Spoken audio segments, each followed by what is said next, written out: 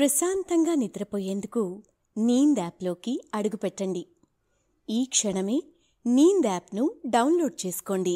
ఒత్తిడిని తగ్గించి ప్రశాంతమైన నిద్రలోకి మిమ్మల్ని తీసుకెళ్లే చక్కని కథలు, ధ్యాన పద్ధతులు, ఆహ్లాదకర సంగీతాన్ని మీరు నీంద్ యాప్లో మాత్రమే వినండి. నమస్తే, నా పేరు హేమ. ఇది మహాభారతంలోని కథ. కురుక్షేత్ర యుద్ధం జరుగుతున్నప్పుడు దుర్యోధనుడు తన సేనాధిపతి అయిన భీష్ముణ్ణి మీరు పక్షపాతం చూపిస్తున్నారు అని నింద వేశాడట. ఆ నింద ఒప్పుకోలేని భీష్ముడు, నేను ఎలాగైనా మిమ్మల్ని గెలిపిస్తాను, పాండవుల్ని హతమారుస్తాను, వారి కోసం 5 బంగారు నాణాలని సిద్ధం చేస్తున్నాను అని మంత్రించిన బాణాలను సిద్ధం చేశాడు. అయితే భీష్ముడు మంత్రించిన ఆ బాణాలు నిజంగా వాడి ఉంటే మహాభారతం వేరేలా జరిగి ఉండేది. మరి ఆ బాణాలను భీష్ముడు ఎందుకు వాడలేదో వివరంగా చూద్దాం. కథలోకి వెళ్లే ముందు సౌకర్యవంతమైన స్థితిలోకి వెళ్దాం. మీకిష్టమైన రీతిలో పడుకుని అన్ని లైట్లు ఆఫ్ చేసి మీ కళ్ళు మూసుకోండి. నెమ్మదిగా గాలి పీలుస్తూ పూర్తిగా లోతైన శ్వాస తీసుకుని వదలండి. ఈ ప్రపంచాన్ని, ఈరోజు జ్ఞాపకాలను మెల్లగా పక్కకి నెట్టి నిద్రలోకి క్రమంగా జారుకునే సమయమిది. మరోసారి నెమ్మదిగా గాలి పీలుస్తూ లోతైన శ్వాస తీసుకుని మీ శరీరంలోని ఒత్తిడిని బయటికి వదిలేయండి. రోజువారీ అలసట నుంచి మీ శరీరం విశ్రాంతి తీసుకుంటున్నట్లుగా అనిపిస్తుంది. కాళ్ల నుంచి మొదలుపెట్టి అవయవాల్లోని ఒత్తిడిని ఒక్కొక్కటిగా బయటికి పంపించండి. మీకోసం రోజంతా అవన్నీ చాలా కష్టపడ్డాయి కాబట్టి వాటికి విశ్రాంతి తీసుకునే అర్హత ఉంది. ముందుగా మీ పాదాల్లో మొదలైన విశ్రాంత అనుభూతి క్రమంగా మీ మోకాలు క్రింది భాగానికి చేరుతుంది. అక్కడ్నుంచి మోకాల్లోకి ప్రవేశిస్తుంది. ఇప్పుడు మీ కాలి ఎగువ భాగాన్ని విశ్రాంతి తీసుకొనివ్వండి. ఈ విశ్రాంత అనుభూతి క్రమంగా మీ పొత్తి కడుపు నుంచి వెన్నెముక ద్వారా ఎగువ వీపు వరకు వచ్చి తర్వాత మెల్లగా ఛాతీలోకి ప్రవహిస్తున్నట్లుగా గుర్తించండి. అక్కడ్నుంచి మీ భుజాల్లోకి, ఆ తర్వాత మీ చేతుల్లోకి, చివరిగా వేలి కొసల వరకు వస్తున్నట్లు అనుభూతి చెందండి. ఆపై మీ మెడ, తల, ముఖం వరకు ఆ అనుభూతి ప్రవహిస్తుంది. ఇప్పుడు మీ శరీరం మొత్తం నిద్రకు సిద్ధంగా ఉంది. త్వరలో మీరు చక్కని నిద్రలోకి జారుకుంటారు. కాబట్టి మీరు కథను వింటున్నప్పుడు మీ శ్వాసను కూడా అనుసరించండి. అద్భుతమైన నిద్రానుభవం కోసం శరీరం మొత్తానికి విశ్రాంతినిస్తూ స్థిరంగా ఉండండి. ఇక కథలోకి వెళ్లే ముందు మీకు ఒక విజ్ఞప్తి. మనం చెప్పుకునే కథల్లో కొన్ని కల్పించిన కథలు కూడా ఉన్నాయండి. అన్నిటికీ ఆధారాలు మనం వెతుక్కోకూడదు. పూర్వం జానపద కథలు, హరికథలు, బుర్ర కథలు చెప్పేవాళ్లు. కథని ఇంకా రక్తి కట్టించడానికి అవే పాత్రల్ని పెట్టి కొన్ని కథల్ని సృష్టించారు. అవి మన అమ్మమ్మలు విని మన అమ్మలకి చెప్తే అవి మనం విని ఇలా చెప్పుకుంటున్నాం. అయితే ఈ కథ కూడా ఎక్కడ పుట్టిందో తెలీదు, కాని భలే గమ్మత్తుగా పుట్టింది. కాని ఇందులో ముఖ్య పాత్రలు, వాళ్లకు ఉన్న ధైర్య సాహసాలు అలాంటివి ఏవీ మారలేదనుకోండి. ధైర్య సాహసాల గురించి అంటే ముందు మనం భీష్ముడి గురించే తెలుసుకోవాలి. భారతంలో భీష్మునిది ఒక ప్రత్యేకమైన పాత్ర. ఆయన మహోగ్ర శిఖర ఘన తాళ తరువగు సిడమువాడు. అంటే ఆయన ధ్వజం గుర్తు తాటి చెట్టు. దానిలాగే వందలాది భారత పాత్రల్లో అందరికంటే ఎత్తుగా కనిపిస్తాడు భీష్ముడు. శీలంలోనేమి, శౌర్యంలోనేమి, నీతిలోనేమి, నిష్ఠలోనేమి భీష్మునికి సాటి భీష్ముడే. చిన్నతనం నుంచి ఆయన త్యాగపురుషుడే. తండ్రి కొరకు స్వసుఖాన్ని, రాజ్యాన్ని అన్నీ వదులుకున్నవాడు భీష్ముడు తప్ప మరొకడు లేడు. శ్రీకృష్ణుడు కేవలం నరుడు కాదని, ఆయన సాక్షాత్తు పురుషోత్తముడైన శ్రీమన్నారాయణుడని శ్రీకృష్ణుని సమకాలికులలో ఎరుక కలిగిన అతి కొద్ది మందిలో భీష్ముడు ముఖ్యుడు. తన భక్తిని ఎక్కువగా ప్రదర్శించకపోయినా మహాభక్తుడు భీష్ముడు. అందుకే ఆయన్ని మహాభక్తుల కోవలో పరిగణించారు విఘ్నులు. ప్రహ్లాద, నారద, పరాశర, పుండరీక, వ్యాస, అంబరీస, సుఖ, సౌనక, భీష్మదాల్భ్యాన్ అంటూ. అంతేకాదు, ఆయన మహావిజ్ఞాని, ధర్మం తెలిసిన వ్యక్తి. ఆయన రాజకార్యాల్లో లేని సమయమంతా అధ్యయనంలోనే గడిపేవాడు. తనకి తెలిసిన ఆ విజ్ఞానాన్నంతా ధర్మరాజుకి బోధించాడు. భారతంలో శాంతి పర్వం, అనుశాసనిక పర్వం భీష్ముని మహావిజ్ఞానానికి నిలువెత్తు దర్పణాలు. ఆయన కురువంశానికి మూలపురుషుడైన శాంతను అనే రాజుకి కుమారుడు. ఆయన అసలు పేరు దేవవ్రతుడు. అతని తల్లి గంగాదేవి. శంతనుడు, గంగమ్మకు పుట్టిన సంతానమే దేవవ్రతుడు. ఈయన్ని కారణజన్ముడిగా పరిగణిస్తారు. ఆ తర్వాత గంగమ్మ తన బిడ్డను తండ్రికి అప్పగించి వెళ్ళిపోతుంది.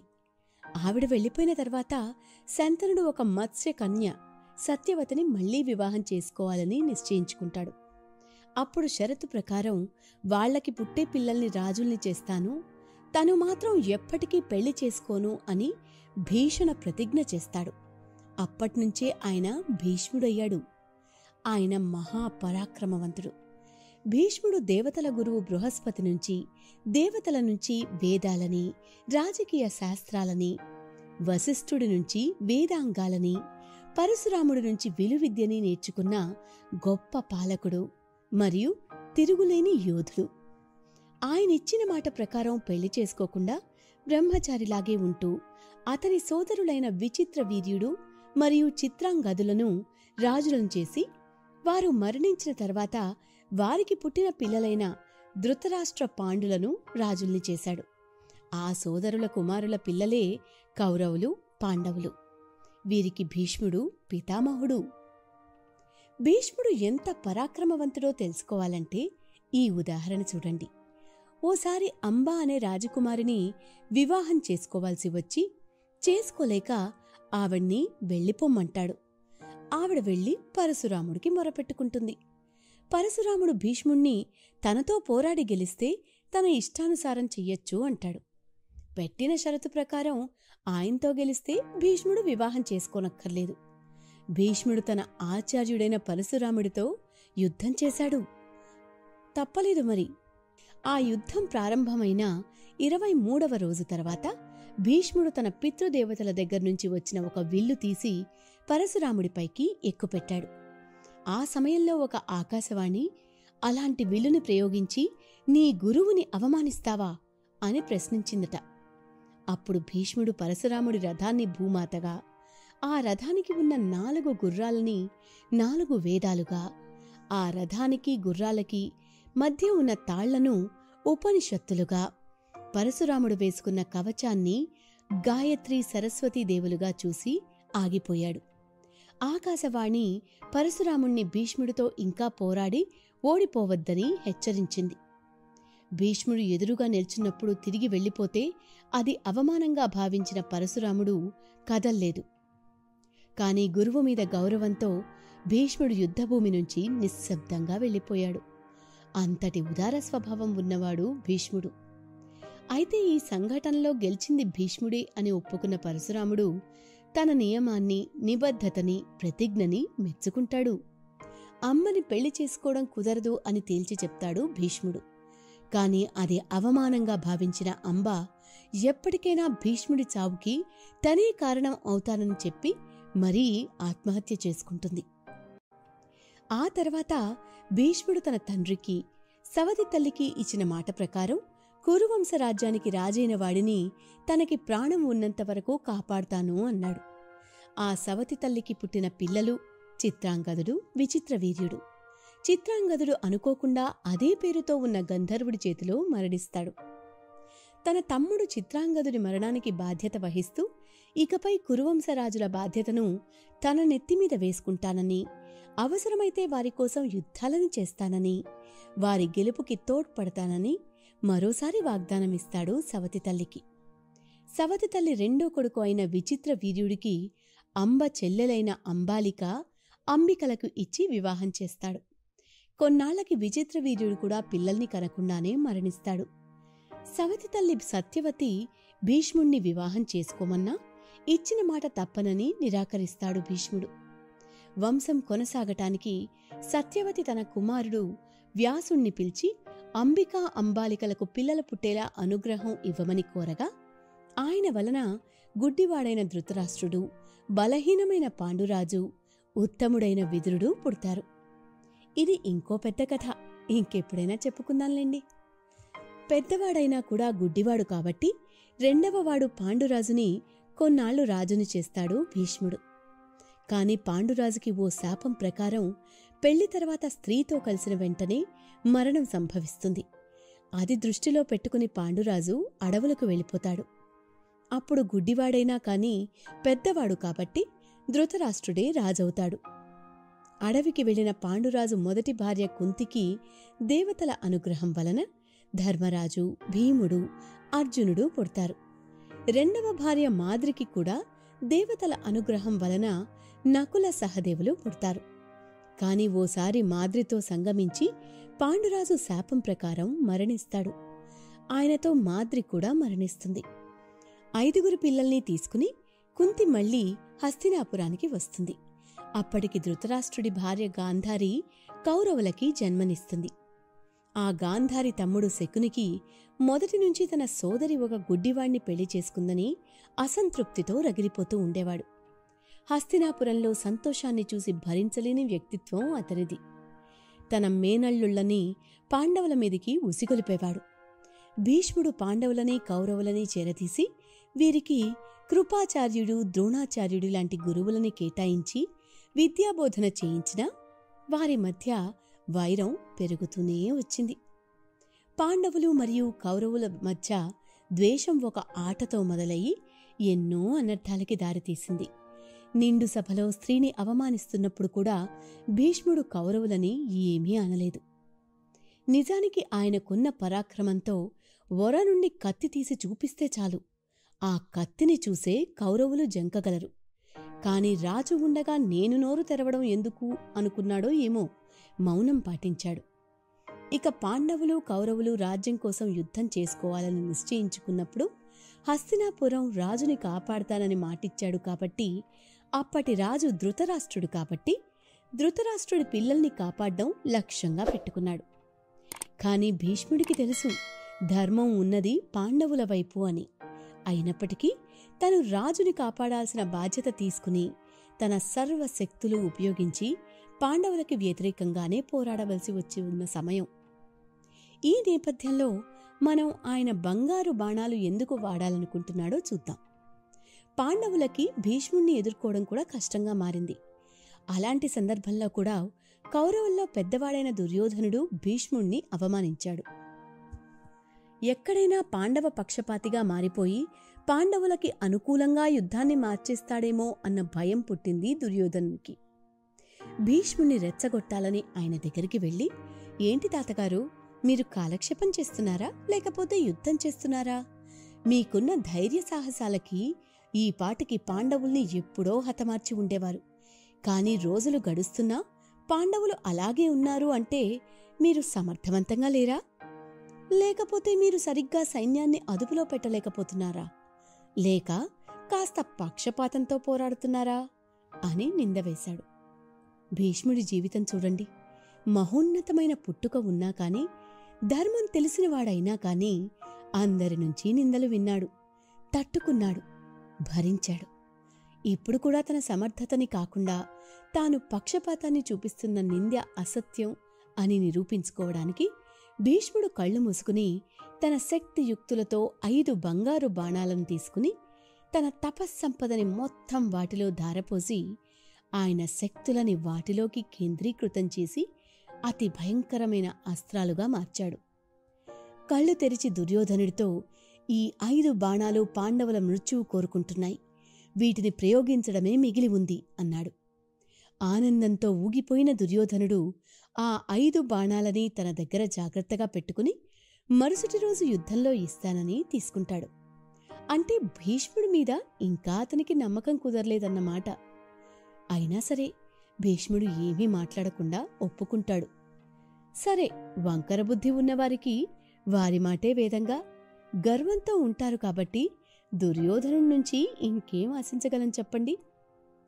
జరిగే పరిణామాలని జాగ్రత్తగా గమనిస్తున్న శ్రీకృష్ణుడు పాండవులని ఆ 5 అస్త్రాల నుంచి కాపాడాలనుకుంటాడు. అర్జునుడి దగ్గరికి వెళ్ళి, అర్జునా, నువ్వు ఇప్పటికప్పుడు చేయవలసిన పని ఒకటి ఉంది. నువ్వు ఒకప్పుడు దుర్యోధనుడికి గంధర్వులకి మధ్య యుద్ధం జరిగినప్పుడు వారు దుర్యోధనుణ్ణి బంధించినప్పుడు స్వయంగా వెళ్ళి నువ్వే కాపాడావు. అప్పుడు దుర్యోధనుడు నీకేదన్నా ఒక వరం ఇస్తానన్నాడు. నువ్వు ఏమీ అడగకుండా అక్కడ్నుంచి వచ్చేశావు. గుర్తుండే ఉంటుంది. ఇప్పుడు నువ్వు ఆ వరం అడగాల్సిన సమయం వచ్చింది. దుర్యోధనుడి దగ్గర 5 బంగారు అస్త్రాలు ఉన్నాయి. వాటిని ఇవ్వమని నువ్వు అడిగి తనని మాట నిలబెట్టుకోమని చెప్పు అని అర్జునుణ్ణి తోడు తీసుకుని దుర్యోధనుడు ఉన్న గుడారం దగ్గరికి వెళ్తారు. ఆ మంత్రించిన అస్త్రాలని ఎలాగైనా దుర్యోధనుడి దగ్గర నుంచి తీసుకురమ్మని కృష్ణుడు అర్జునుడికి చెప్పి లోపలికి పంపిస్తాడు. అర్జునుడు ఎందుకు వచ్చాడో తెలియని దుర్యోధనుడు ఆశ్చర్యంగా చూస్తూ ఉంటాడు. దుర్యోధన, నువ్వు గతంలో నాకు ఇస్తానన్న వరం నాకు ఈరోజు అవసరమైంది. నీ దగ్గర ఉన్న 5 మంత్రించిన అస్త్రాలు నువ్వు నాకు ఇప్పుడే అందచేయాలి అంటాడు అర్జునుడు. ఒక్కసారిగా అసలు ఏం జరుగుతోందో దుర్యోధనుడికి అర్థం కాదు. తనకి భీష్ముడికి మధ్యలో జరిగిన విషయం అర్జునుడి వరకు ఎలా వెళ్ళిందో అస్సలర్థం కాదు. కాని ఒక క్షత్రియుడిగా వరం ఇస్తానని చెప్పి ఇవ్వకపోవడం క్షత్రియ మర్యాద కాదని, అర్థించేవారికి వరం ఇచ్చినంత మాత్రాన తనకి బలం ఏమీ తగ్గిపోదని చూపించుకోవాలనుకుని తన పొగరు చూపించుకోవడానికి తన ఆలోచన అస్సలు అర్జునుడికి ఎలా తెలిసిందో అర్థం కాని అయోమయంలో అస్త్రాలను ఇచ్చేస్తాడు. అవి తీసుకుని వెళ్ళిపోతున్న అర్జునుణ్ణి నిజంగా ఈ విషయం ఎలా తెలిసిందో చెప్పమని అడుగుతాడు. ఆ మాత్రం గ్రహించలేకపోయావా దుర్యోధన? ఈ జగన్నాటక సూత్రధారి నా వైపు ఉన్నప్పుడు నన్ను అణువణువునా కాపాడే ప్రయత్నం చేస్తూనే ఉంటాడు. ప్రశాంతంగా నిద్రపోయేందుకు నీంద్ యాప్లోకి అడుగుపెట్టండి.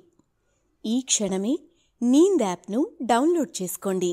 ఒత్తిడిని తగ్గించి ప్రశాంతమైన నిద్రలోకి మిమ్మల్ని తీసుకెళ్లే చక్కని కథలు, ధ్యాన పద్ధతులు, ఆహ్లాదకర సంగీతాన్ని మీరు నీంద్ యాప్లో మాత్రమే వినండి. నీ దుష్ట చతుష్టయాల నుంచి కాపాడుతూనే ఉంటాడు అని నవ్వేసి వెళ్ళిపోతాడు. మరి ఆ సమయంలో దుర్యోధనుడి పక్కన తన మామ శకుని లేకపోవడంతో ఏమో కాస్త తన బుర్రతో ధర్మబద్ధంగానే ఆలోచించి లోపల కాస్త కుమిలి శ్రీకృష్ణుడి దయాకరుణ అతని వైపు కూడా ఉంటే బావుంటుంది అని క్షణకాలం పాటు ఊహించుకున్నాడు దుర్యోధనుడు. ఎంతటి మూర్ఖుడైనా తెలివితో ఆలోచిస్తే వారి తప్పులు వారికి తెలియక మాంతాయా చెప్పండి? బరువెక్కిన గుండెతో ఇంక తన తలరాతిని అంగీకరించాలని నిశ్చయించుకుంటాడు దుర్యోధనుడు. భీష్ముడి మీద కాకుండా తన మీద తానే నమ్మకం పెట్టుకుని మరుసటి రోజు యుద్ధభూమికి బయలుదేరాడు. గెలుపు ఓటములతో సంబంధం లేకుండా తన శాయశక్తులా ప్రయత్నించి పాండవుల వైపు సైన్యాన్ని నాశనం చేశాడు. ఎంతోమంది ప్రాణాలని బలి తీసుకున్నాడు. అలా భీష్ముడి బంగారు బాణాలు ఉపయోగించే అవసరం రాలేదు. ఈ చిన్న కథలో మనం దుర్యోధనుడి అంతరార్థం, అతని అధైర్యం నుంచి వచ్చిన పిరికితనం నుంచి పుట్టిన నింద వలన తయారైన ఆయుధాల గురించి తెలుసుకున్నాం. తన సామర్థ్యం మీద తనకి నమ్మకం పోయే కదా భీష్ముడికి సైతం నింద మోపాడు దుర్యోధనుడు. ఆఖరికి ఆ బాణాలని ఉపయోగించలేకపోయాడు. తన కోపానికి, పగకి ధర్మం వైపు పోరాడుతున్న భీష్ముణ్ణి కూడా రెచ్చగొట్టాడు.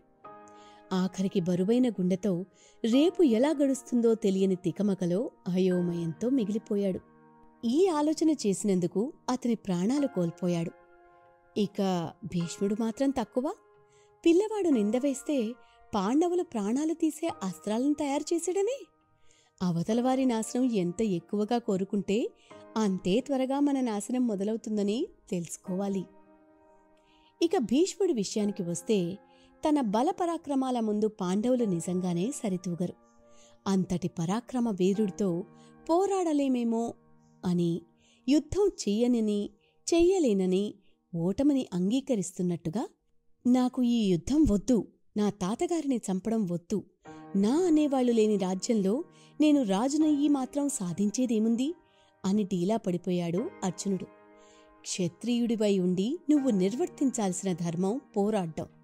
ఆఖరి నిమిషం వరకు పోరాడడం నీ కర్తవ్యం. ఆ నిమిషం వరకు పోరాడ్డం నీ కర్తవ్యం కాబట్టి దాన్ని మర్చిపోయి ఇలా డీలా పడిపోతే నీ జన్మకి అర్థం లేదు అని తాను భీష్ముణ్ణి చంపకపోతే తనే చంపేస్తానని బయలుదేరతాడు కృష్ణుడు.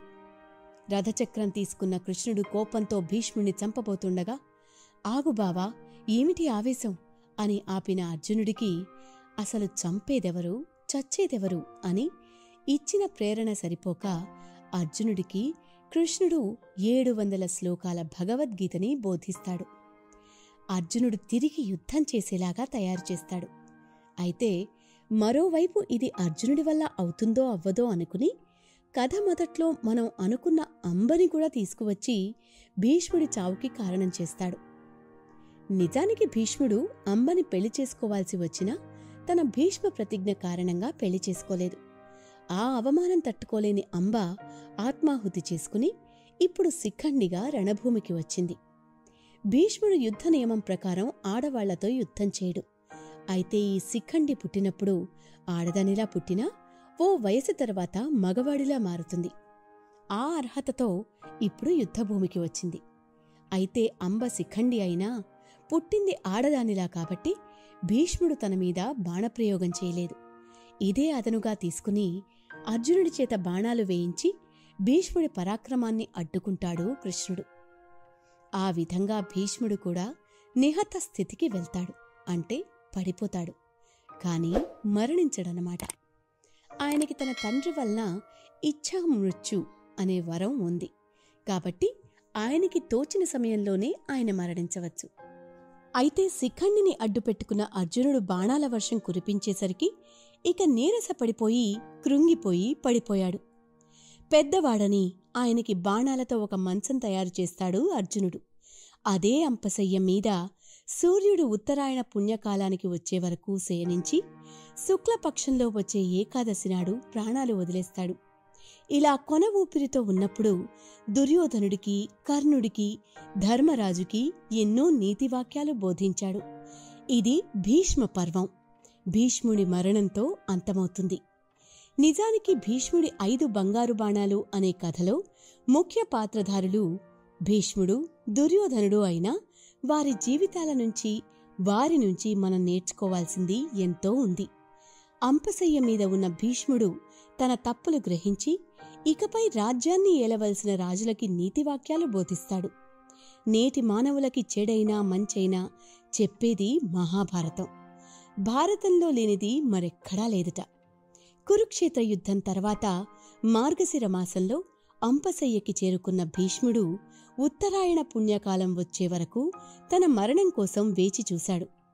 ఉత్తరాయణంలో ప్రాణత్యాగం చేస్తేనే తన ఆత్మకు మోక్షం లభిస్తుందని, స్వేచ్ఛ పొందుతానని భీష్ముడికి ముందే తెలుసు. అందుకే సుమారు 58 రోజుల పాటు భీష్ముడు అంపశయ్యపై బాధని భరిస్తూ ఉండిపోయాడు. అందుకే మాఘమాసంలోని శుక్లపక్షంలో ఏకాదశి రోజున మోక్షం పొందాడు. భీష్ముడు అంపశయ్యపై ఉన్నప్పటికీ శ్రీకృష్ణుని ఆదేశాల మేరకు యుధిష్ఠిరుని యుద్ధం అనంతరం దుఃఖాన్ని పోగొట్టడానికి రాజధర్మం, మోక్షధర్మం, ఆపద్ధర్మం, ఇంకా ముఖ్యమైన విషయాలను, ఉపదేశాలను, ఎన్నో కీలకమైన అంశాలను వివరించాడు. ఈ ఉపదేశాలను విన్న యుధిష్ఠిరుడు అపరాధం, పశ్చాత్తాపం నుంచి విముక్తి పొందుతాడు. ఈ బోధనను భీష్మనీతి అంటారు. అదే సమయంలో ధర్మరాజు భీష్ముణ్ణి 6 ప్రశ్నలు అడిగాడని, వాటికి జవాబుగా మనం విష్ణు సహస్రనామంలో భీష్మ ఉవాచ అని చెప్పి కృష్ణుడే ఈ జగత్తుకి తండ్రి, పాలించే రాజు, ధర్మాన్ని నిలబెట్టే దేవుడు అని చెప్పాడు. అంత జ్ఞానమిచ్చిన భీష్ముడు కూడా వశిష్ఠుని కామధేనువును అపహరించాడు. ఈ కారణంగా తను మానవ రూపంలో జన్మించాల్సి వచ్చింది. తన అధికారాన్ని దుర్వినియోగం చేసి గాంధారిని గుడ్డివాడైన ధృతరాష్ట్రుడితో వివాహం చేసుకోమని మరో ఎంపిక లేకుండా చేసి శకుని పగకి కారణమయ్యాడు. అంబాలిక, అంబికలను విచిత్ర వీర్యునికి ఇచ్చి పెళ్లి జరిపించాడు. అలాగే నిండు సభలో ఒక ఆడదాన్ని అవమానిస్తున్నప్పుడు ఆపే అధికారాలు, అనుభవం ఉన్నా మౌనం పాటించాడు. భీష్ముడు ఉద్దేశపూర్వకంగానే శకుని అనైతిక మోసపూరిత ఆటకు అంగీకరించాడు. పాండవులతో యుద్ధం వద్దని దుర్యోధనుడికి చెప్పినా తను పట్టించుకోకపోవడంతో ఇష్టం లేకపోయినా యుద్ధంలో పాల్గొన్నాడు. తన చావు తన అదుపులో పెట్టుకోగలిగి కూడా తను ఒక వీర పరాక్రముడు అయ్యుండి కూడా తన చావు నుంచి తప్పించుకోలేకపోయాడు. అధర్మ పక్షాన ఉండి ధర్మంతో యుద్ధానికి సిద్ధపడ్డప్పుడే భీష్ముడు మరణాన్ని స్వాగతించాడు. తన అసమర్థతకు ఇదొక శిక్ష అనుకుని మరణాన్ని అంగీకరించాడు. చివర్లో ద్రౌపదిని కూడా భీష్ముడు క్షమించమని అడుగుతాడు. అలాంటివాడు చనిపోయే ముందు ధర్మరాజుకి నీతి సూక్తులు మాత్రం చెప్పగలిగాడు. జీవితం అంటే అంతేనేమో, ఒక్కోసారి మనం చేయగలిగి కూడా ఎన్నో చేయలేక ఆగిపోతాం. కాని అది జీవితాంతం వెంటాడుతూనే ఉంటుంది. అన్నీ తెలుసుకున్నాకైనా అలాంటి తప్పు చెయ్యొద్దని మనకన్నా చిన్నవారికి ఇంకొక్కసారి చెప్పాలనిపిస్తుంది. బహుశా మనందరిలోనూ భీష్ముడున్నాడు. కొన్నిసార్లు మనం కూడా ఒక పని చేయలేకపోతాం. తప్పనిసరి పరిస్థితుల్లో సక్రమమైన నిర్ణయాలు తీసుకోలేకపోతాం. అది అసమర్థత అవుతుందా? చేతకానితనమవుతుందా? మనలోని భీష్ముడు కాలాన్ని చెల్లించే ముందు తప్పులను తెలుసుకునే ప్రయత్నం చేసుకుందాం. మీరే చూడండి, తన శక్తులన్నీ ధారపోసి మరీ తయారు చేసుకున్న అస్త్రాలను ప్రయోగించలేకపోయాడు. మరి అంతటి అస్త్రశస్త్ర విద్య దేనికి పనికొచ్చింది? పాండవులు మొదటి నుంచి కృష్ణుని నమ్ముకున్నారు కాబట్టి ఆయన వారిని సరైన మార్గంలో పెట్టగలిగారు. అందుకే శ్రీకృష్ణుని శరణు వేడుకోవడం మనందరికీ అవసరం.